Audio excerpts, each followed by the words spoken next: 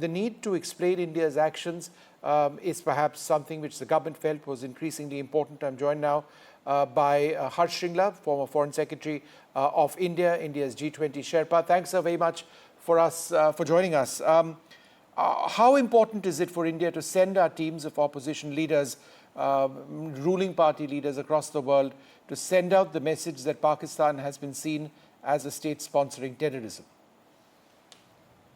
I think it is critically important that we are able to engage the international community in a face-to-face manner.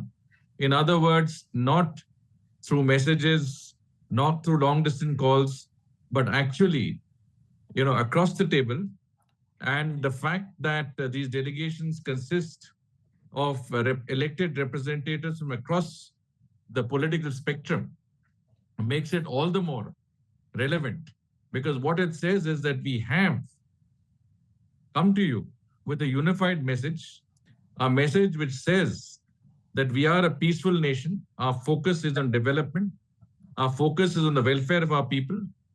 But we cannot look away when we are attacked in this manner.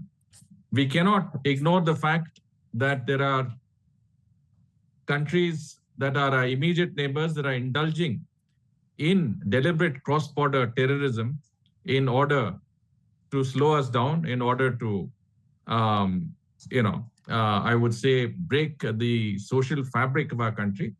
And I think for that reason alone, I think we need to engage the international community. We need to call Pakistan's, doublespeak and hypocrisy. We need to be able to present evidence of Pakistan's involvement in terms of the lack of distinction between non-state actors and the state. And we need to get the international community behind us when it comes to having a combined front against terrorism. So not only do we explain our stand, but we also try and ensure that we have support when it comes around to dealing with Pakistan in the coming months and years. Ambassador Shringla, this is something, of course, we've tried for several decades. We've tried to explain to the world that Pakistan has a link with terrorism that cannot be denied. Thousands of people have lost their lives across the world. Why do you think it'll be difficult to reach that level of acceptance? Why has it been difficult to reach that level of acceptance that India has always sought? So it's not enough to do it once. I think you need to do it on a recurring basis. I don't recall in recent times, an effort of this kind. It's a very comprehensive, well thought through effort. And I think it will elicit the sort of response that we expect, because these delegations are going to engage countries across the world and very, very comprehensively. It's not just dealing with important political figures, people in government, but also with that country's media, academia, and think tanks, with the business community. Any influential sections of those communities, of those societies, will be engaged. And I think this is an ideal way to get our message across in a very first-hand manner to important partners, critical players across the world. Ambassador Shringla, I wanted to ask you also about the situation in Pakistan with Asim Munir being named as Field Marshal. In your opinion, why is this being done? Does this mean the political system in Pakistan is going to be suppressed further? I would say that this reinforces the existing view that the military is today, not only the primary, let's say, institution that is governing that country, but there is actually very little political oversight.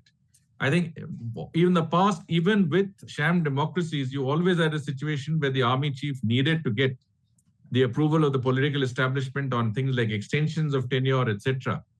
The current chief, Asim Munir, has not only already got an extension, 2-year extension, but he's also, I think, clearly in a position to glorify himself. And I think from that perspective, it shows that not only is the armed forces under Asim Munir in control, But it also is a disturbing trend that Asim Munir himself is seen as a hardliner, a fundamentalist, someone who's been exposed to a madrasa background.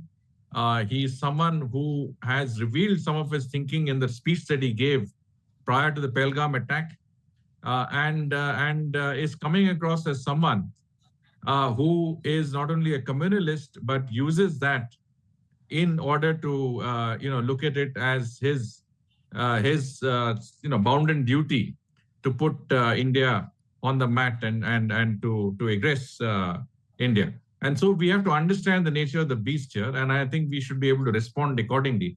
It also makes it easier because you're not dealing with separate establishments. You already know who's in control, who's trying to take, who's trying to, who's the organization in Pakistan, which is the organization that is taking primary responsibility for what's happening across our borders. And I think we should be able to deal with them accordingly. So do you believe that Field Marshal, I mean, he now calls himself Field Marshal Asim Munir, poses a bigger danger to India than General Ziaul Haq? Well, it's still early days, but I mean, from what the little we have seen of him, it's not very encouraging.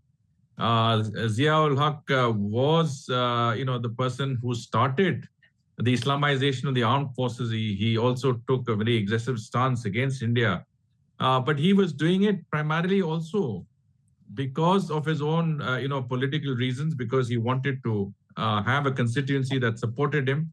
I'm not sure that this is the case with Asim Munir. I think in his case, the ideology seems to outweigh the pragmatism.